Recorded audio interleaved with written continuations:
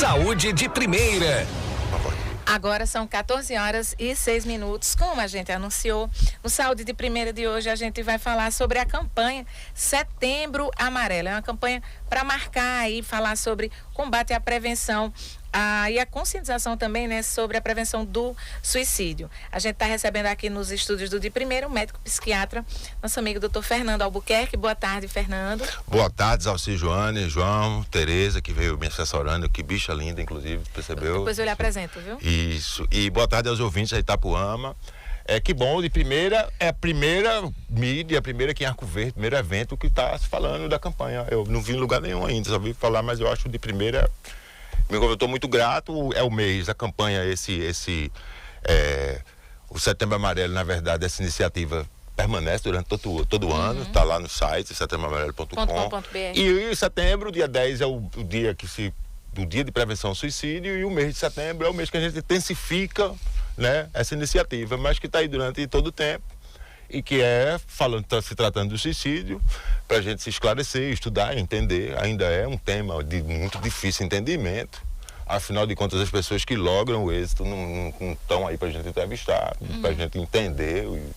E ainda é uma coisa que precisa de muito entendimento, discussão, seriedade. Afinal de contas, é um ato, né, devastador, e que devasta não só a vida de quem cometeu suicídio, como a de que fica. Você vê, tem um estudo que diz que cada suicídio interfere diretamente em 135 pessoas vão sofrer através de um suicídio, né? Cada suicídio é uma vida que se perde, é um pai, ou é uma mãe, ou é um irmão, uma irmã, é um colega de trabalho, é um grande amigo, é um tio, ou foi um sobrinho, né? Quer dizer, então interfere em muita coisa. Então é um tema que precisa de entendimento cada vez mais. Eu acho que a gente deve estar falando nisso. E a gente aproveita o setembro para a gente dar essa conversada melhor. Mas, para você ter uma ideia, o irmão de minha mãe cometeu um suicídio quando eu tinha 1 ano, não conheci meu tio, e me interferiu muito esse suicídio dele, apesar de eu não ter o conhecido. Fica ali na família. Fica, perdi. A minha avó não era mais a mesma avó, né? Tinha essa história na minha casa. Eu pensei sobre por que ele cometeu, minha juventude toda. Quer dizer, então é um ato que devasta muita gente e precisa ser debatido. Deixa eu dar as boas-vindas e boa tarde também a Tereza Padilha, Xandina, jornalista da assessoria Nex, né? Nex, está aqui presente. Fernando disse, por que você não vai comigo? Tem que ir. Tem que ir comigo. Acompanhar, eu acho. Minha assessora. Cliente. Olha, o Setembro Amarelo, né, como o Fernando acabou de falar, acontece durante todo esse mês de setembro, como para conscientizar, para pontuar, né, mas não que não se fale sobre isso ao longo do ano todo. Nesse ano, o slogan do Setembro Amarelo é "A vida é a melhor escolha". O site é o setembroamarelo.com, como o doutor Fernando também já falou, né? Como é que surgiu o Setembro Amarelo? O termo se originou em 2014 por meio de uma campanha criada pelo CVV, que é o Centro de Valorização da Vida. No final da nossa entrevista a gente vai passar o contato também. Conselho Federal de Medicina e a Associação Brasileira de Psiquiatria. E nesse mês foi escolhido porque o dia 10 de setembro já era considerado o Dia Mundial de Prevenção ao Suicídio, né? Daqui a pouco eu procurei aqui também, pesquisei sobre por que a cor amarela é utilizada, né? E é um dado curioso. Né? Que é uma homenagem a um americano, um jovem. Um Mustang amarelo, né? Mustang amarelo, e cometeu suicídio aos 17 anos. Dentro do carro, né? Em 8 de setembro de 1994. Isso, e aí fez essa homenagem, porque a partir daí se começou a perceber Falando nessa questão da idade, né? Um jovem de 17 anos, há uma prevalência do questão da idade e a diferenciação também em questão do gênero? Tem também do gênero.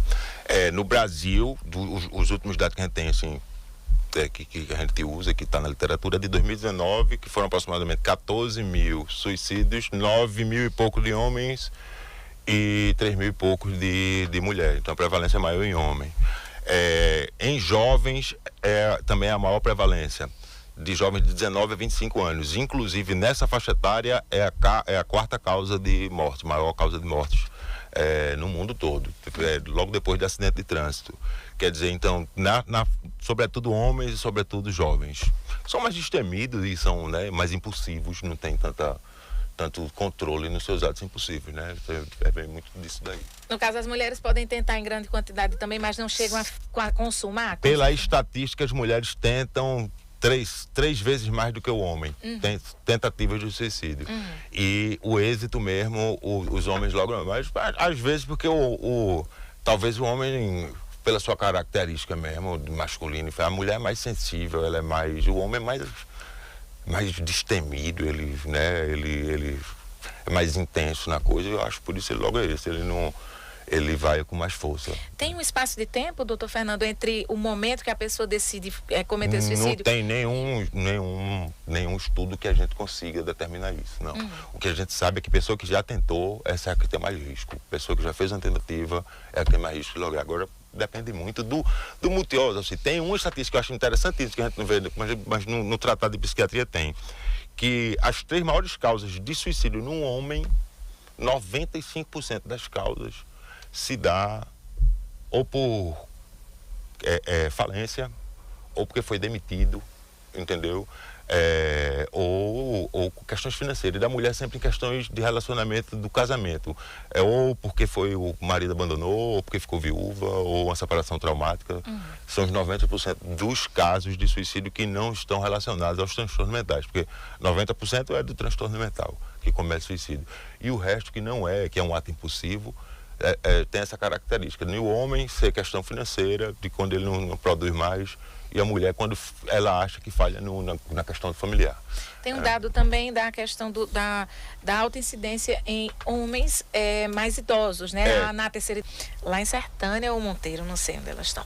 Deixamos uma deixa para esse bloco na questão da depressão. A depressão chega a ser, digamos assim, se é que eu posso dizer, um sintoma. Você tem que se ter mais atenção com um paciente diagnosticado com depressão? Boa sua pergunta. Deixa eu ver se eu vou me fazer claro, sim. 90% dos suicídios se dão por transtornos mentais. E desses 90 é depressão, né? A maior causa de suicídio.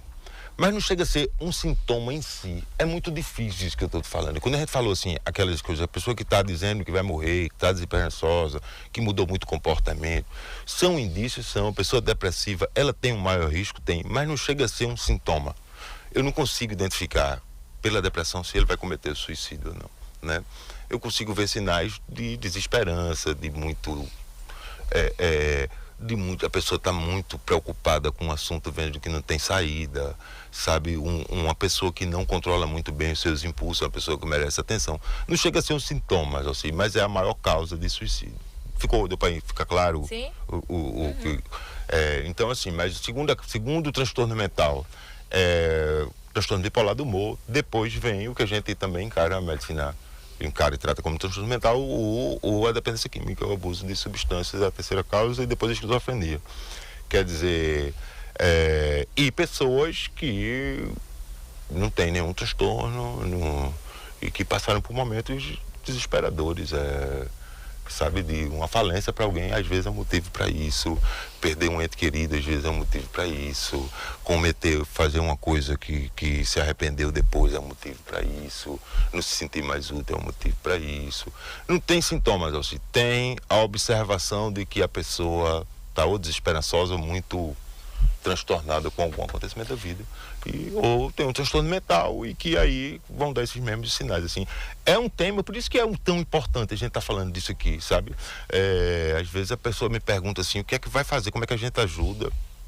É difícil até da gente identificar, cara, sabe? Mas todos esses transtornos que você falou agora, pelo menos a esquizofrenia, a depressão, você consegue fazer um tratamento com remédios? Consegue, sim. Consegue deixar esse paciente vida normal?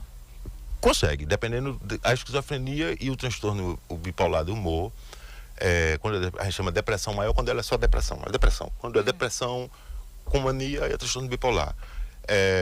Dependendo da intensidade do transtorno e de várias outras coisas. Por exemplo, esquizofrenia. A gente sabe que quanto mais cedo dá, mais grave dá. Quanto mais demora iniciar o tratamento, mais grave dá. Em homem dá mais grave porque dá mais cedo do que em mulher. Então são transtornos graves e que, assim, vida normal depende da intensidade, depende de quando começou o tratamento, depende de muita coisa. Mas sim, consegue sim. Eu me lembro quando das últimas entrevistas do programa Jô Soares, que eu me lembro, ficou gravado, era uma advogada esquizofrênica que fez 2 surtos muito graves, mas que depois viveu normal. Filho, escreveu livro sobre isso. E a pessoa com tratamento consegue sim levar uma vida normal e muito melhor, mais produtiva do que sem o tratamento. Mas consegue sim, dependendo do transtorno.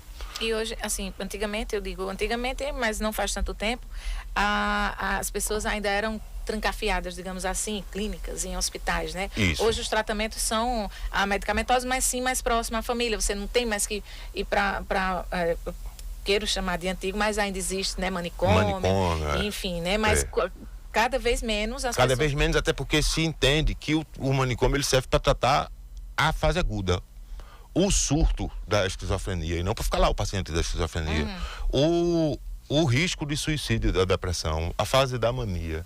E aí a gente consegue controlar e tirar ele dessa fase aguda do surto. Geralmente, depende muito do paciente, de cada transtorno, mas geralmente 15 dias a gente consegue fazer com que a pessoa diminua ou cesse as ideias suicidas, ou que tire o paciente do surto. Então, hoje em dia não tem mais o manicômio pelo entendimento clínico mesmo da coisa. E antigamente utilizava para se ver livre, né? Era um depósito de gente que dava muito trabalho, a verdade é essa, né? Histórias terríveis, né? Isso, histórias terríveis. Mas o tratamento hoje em dia de hospital, inclusive é bom a gente falar, a gente agora tem os leitos integrais no regional, para qualquer tipo de transtorno mental, né?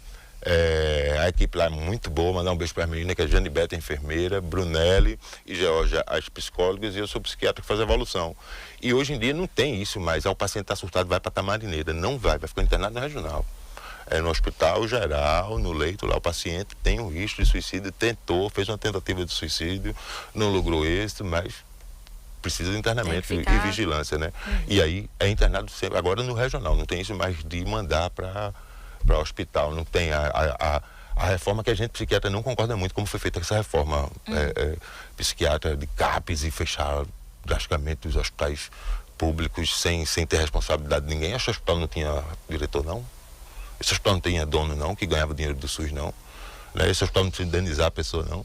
Né? Não, fechou e deixou para lá, não foi anistia, foi um negócio muito... Né? A gente não concorda muito.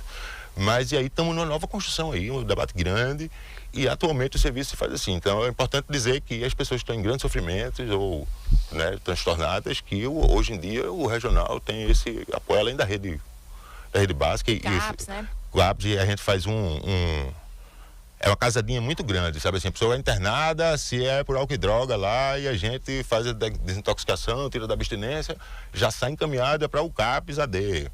Paciente que tem esquizofrênico, estava em surto, já sai encaminhado para o CAPES 2. Paciente que às vezes está lá, mas já é esquizofrênico, saiu do surto, mas não tem perfil de CAPES, vai para o ambulatório, seu plano ambulatório. Então a gente faz, a saúde mental tem esse esquema, e que é o grande lance da parada. Você falou que no final ia falar lá do CVV. Do CVV, cara, é importantíssimo, a gente não escuta falar isso. Qual é o telefone do bombeiro? Aqui a gente... Né? Qual é o telefone da polícia? Qual é o telefone, pô, do pessoal que está em muito sofrimento, né? CVV tem 188, que 24 horas tem chat, né? É importante isso, sabe? Como é um tema muito difícil, então é difícil até para os profissionais. Então, assim, é muito importante que a pessoa em sofrimento, ou a pessoa que conhece, está vendo uma pessoa em muito sofrimento, que ela saiba onde é que vá, né? Sim. O que é que ela procura, como é que ela faz para agir. Isso. Que tá vendo aqui, exatamente. Vai no CAPES, cara, vai no posto de saúde, sabe? Qualquer situação, qualquer serviço de saúde. Que se faz o esclarecimento ou se encaminha para quem sabe fazer, sabe? Eu cheguei lá, não, então vai falar com o Fernando lá, ou no CAPES com fulano, no ambulatório. É importante saber onde é que eu vou, onde é que eu procuro, o que é que eu faço, o que é que eu ligo, onde é que eu ligo, cara. O CVV faz toda essa jogada, inclusive lhe alivia no momento de maior angústia e faz também esse link, sabe, de você procurar o caminho certo aí no seu município para poder ter o apoio. E o trabalho do CVV é muito bacana, que o pessoal que atende, 88% são pessoas voluntárias, né, que se voluntariam para ficar ali atendendo e conversando. E doando tempo para o próximo. 24 horas por dia, né? O senhor falou da questão do atendimento no hospital regional. Essa é uma atenção que está acontecendo também nos outros hospitais regionais, a gente pode dizer Caruaru, Serra Talhada? Essa implantação ainda está no caminho, mas já tem sim, acho que eu não sei lhe dizer agora. Mas o regional da gente tem, agora que como é a OS, né, do tricentenário, então as coisas acontecem mais ligeiro do que quando era o estado mesmo, coisa e tal. E é uma necessidade muito grande, foi atendida, a gente está com 8 leitos lá integrais e fazendo, e é o caminho assim, toda a história regional vai ter que ter o leito integral. Esses leitos são para emergência, não tem ambulatório ainda ou tem ambulatório? Não, porque aí o ambulatório, como o hospital estadual, o ambulatório é da rede municipal. Certo. Então na rede municipal tem um ambulatório no Santa Ramos, tem na UPA Dia, aí tem o CAPS, tem o CAPS AD, tem o CAPS I, e aí essa rede de ambulatorial é municipal. Lá a gente faz o tratamento emergencial, mas vamos botar assim, emergencial, vamos botar assim, hospitalar. Certo. Hospitalar. Quando precisa internar, é lá. Não vai mais para Serra Talhada. Não viaja não vai para Garanhuns. O Hospital da Providência fechou já faz tempo. Né, que era um absurdo, aquele hospital era um absurdo, aquele hospital. Ninguém paga por nada, ninguém. Né, e ficou assim, institucionalizou muita gente. Por muito tempo, e aí de uma hora para outra fechou, abriu o CAPS, quando abriu o CAPS, já cai CAPS, abriu aonde, não tem cidade que não tem que ser compartilhado com a outra, tá entendendo? E bota clínico para atender. Quer dizer, eu nunca vi um hospital de cardiologia, você tá entendendo? Tem clínico, tem, para fazer a parte da clínica, né? Tem psicólogo, tem, mas tem que ter o quê? Cardiologista, né? Quer dizer, quantos CAPs tem psiquiatra? Sabe, a gente não concorda muito não, mas precisava passar por isso também para construir uma coisa bacana. Aprender, construir aprendendo, né? Exatamente. Olha, Fernando falou do CVV, o número é 188, tá? Para procurar ajuda também se disponibiliza o número do SAMU, que é o 192 também, isso, né? Tem essa rede toda que o Fernando falou. Tem o site setembroamarelo.com. Estava navegando nesse site hoje, é um site super completo. Inclusive ele direciona para regionalmente também e tem várias e várias informações. E deixa eu só dar uma interrompida, porque eu acho importante a gente falar de suicídio. Fica sempre aquela entrevista que é repetitiva todo ano, falando aquela mesma coisa e bababá. Eu acho que tem que falar sim, tem. Mas eu acho que o importante foi o que você falou agora. O importante assim, o site está disponível para qualquer pessoa, seja ela pessoa física, empresa, setor privado ou setor público, prefeitura, secretaria. Você como pessoa, tudo, tá lá o manual para você fazer a campanha a qualquer época do ano, com saber apoio. Até como agir, você consegue ir lá no tem site. A cartilha para você saber como é que age. Eu acho que é importante, bacana a gente falar sobre isso, mas falar assim, que é importante assim, a ABP e o Conselho Federal da Medicina, eles divulgam, se você quiser fazer uma caminhada em janeiro, em prol do suicídio, para a gente falar e discutir disso, e uma caminhada que lembre isso. A ABP vai lhe dizer as regras para você entrar, você pode fazer, ela vai lhe dar material, ela vai divulgar o seu evento, sabe? Eu acho que é bem importante, entra lá para ver. Eu acho que setembro é para a gente falar mais ainda sobre suicídio e para falar da importância de que todo mundo que se envolva e que tenha essa campanha, essa iniciativa aí, que eu vou falar também que é muito importante, porque se diz assim, em 2014 a ABP junto com o Conselho Federal, né, e não sei o que, criou a coisa, mas a discussão mesmo veio também da galera da psicologia, quando se pensou mesmo em criar um evento, não sei o que, a galera da psicologia foi muito importante, foram os precursores de criar assim mesmo assim, essa iniciativa, e que a gente não fala, e que é tão importante, não existe tratamento psiquiátrico sem o psicólogo, sem o psicanalista, aí depende, mas e é importante falar sobre isso também, e dizer que vamos lá, vamos fazer, né,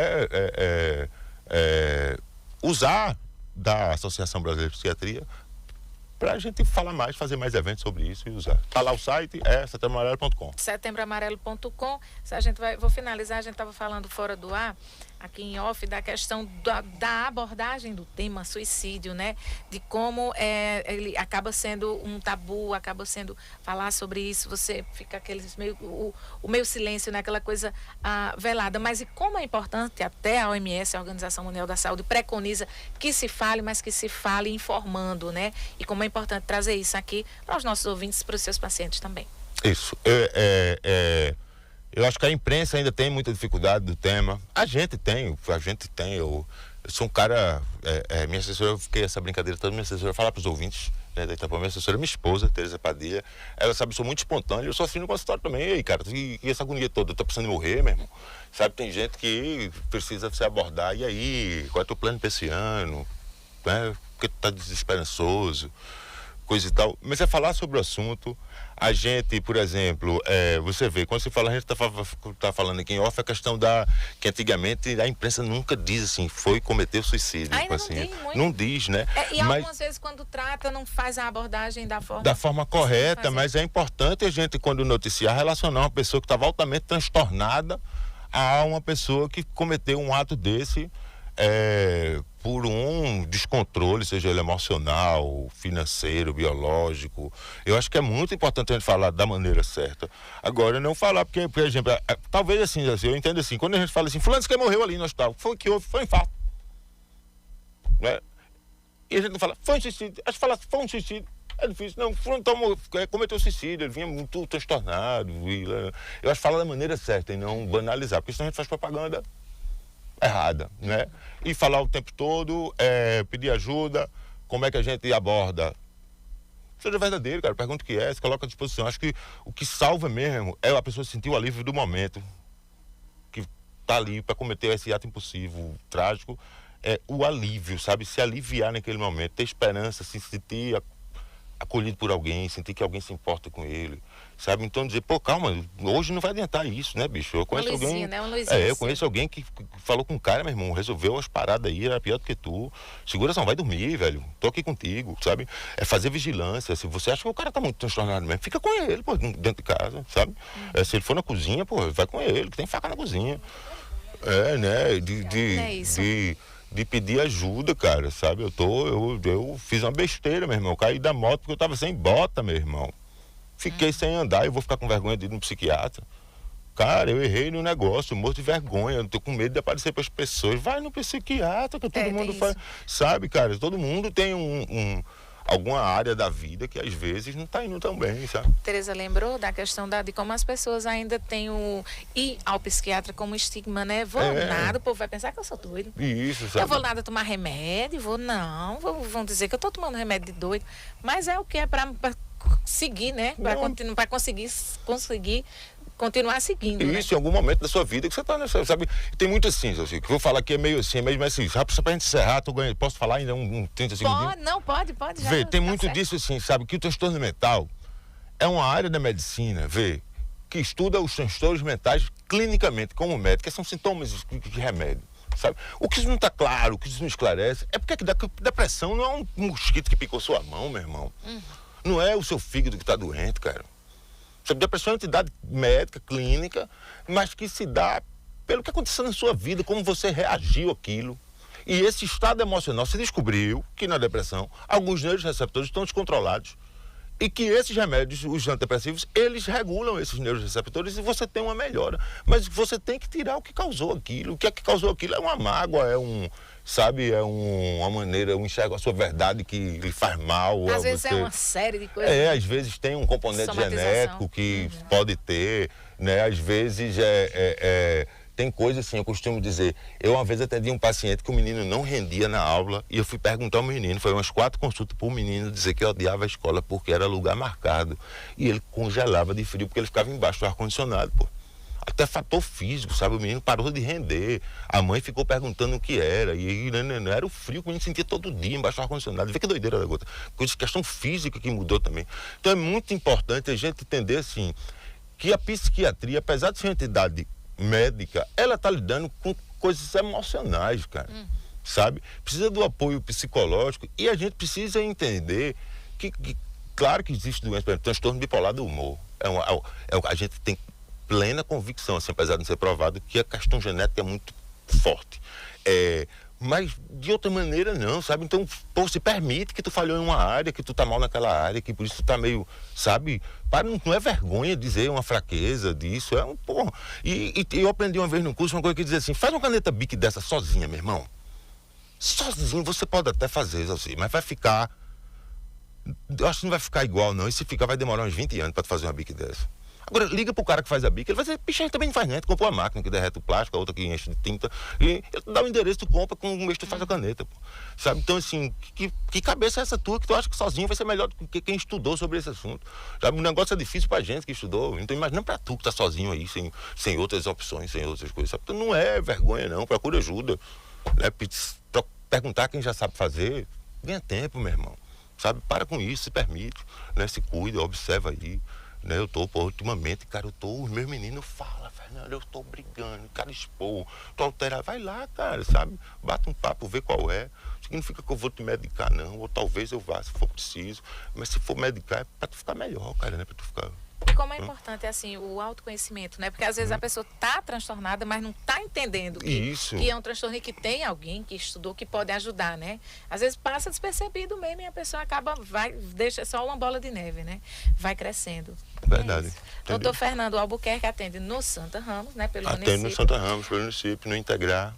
No Integrar também, o Instagram dele é @ vou achar, viu? Achei. @Dr. Fernando _psiquiatra, tá? Pelo município no Santa Ramos. No Santa Ramos, no hospital, faz uma evolução dos pacientes que são hospitalizados e atendo para a rede privada no Integrar. Atendo em Pesqueira também nas quartas-feiras. Integrar que fica na Zeferino Galvão. Onde era o boliche, acho que é a melhor referência, atrás do CGA. Ah, ok, ali por trás do CGA. No canal. Ok, Integrar. Muito bem, olha, muito obrigada por sua vinda. Eu que agradeço. E deixar o espaço aberto, Setembro Amarelo tá aí, quem sabe na última semana do Setembro Amarelo, se o senhor puder retornar aqui na última quinta. Estou à sua disposição, meu amor. Quinta de setembro. Sou muito seu fã, seu amigo, muito seu fã. Dia 29, não é isso? E aí a gente com certeza vai chegar muita pergunta. E aí a gente vai fazer um compilado, combina para você chegar. Deixa eu só mandar um beijo para os ouvintes da Itapuama e para as irmãs Lopes. Mas não é o do Corro, são as irmãs Lopes, Dona Graça e Dona Zilma, que eu encontrei hoje e disse que ia mandar um beijo para elas. Irmãs Lopes, Dona Graça e Dona Zilma. Muito bem, muito obrigada. A vinda do Dr. Fernando Albuquerque, médico psiquiatra. O Instagram dele, como eu vou repetir, @Dr. Fernando _psiquiatra. Agradecer a ele, agradecer a Tereza, assessora. Tem pergunta? Assessora esposa, jornalista, minha amiga. Tem alguma coisa daí? Agradecer também o Fernando, que aceitou o convite de ter vindo, e mandar um recadinho aqui do pessoal. Amei a entrevista do doutor Fernando no de primeira. Muito importante falar sobre esse assunto. Parabéns para ele e para o programa. Um assunto muito ruim, mas que é necessário. A depressão é a mensagem da Damiana lá do São Cristóvão. A Irlanda Mendes, que mora no sítio Açude Velho, que mandou um abraço, diz que estou aqui na escuta, não perco por nada esse programa, cada vez mais importante para nós. Parabéns. Parabéns para o doutor Fernando falando sobre o assunto e o Setembro Amarelo. Muito bem, obrigada a Damiana e obrigada a Irlanda Mendes. Irlanda Mendes, eu sempre esqueço. Eu sei que é Irlanda, mas eu sempre esqueço o sobrenome dela. Olha, e manda um beijo para Ícaro Tenório, que eu adoro aquele menino. Ícaro vem com a gente hoje via live, que ele tá em Recife. Pronto, mas então ele vem via live. Deixando aqui o beijão para ele. Pode deixar que eu dou o recado. Ele tá lançando um single, mas em novembro ele vai estar aqui presencialmente lançando o CD, como diz o Matuto, o álbum, né? Muito bom, ó. De primeira faz um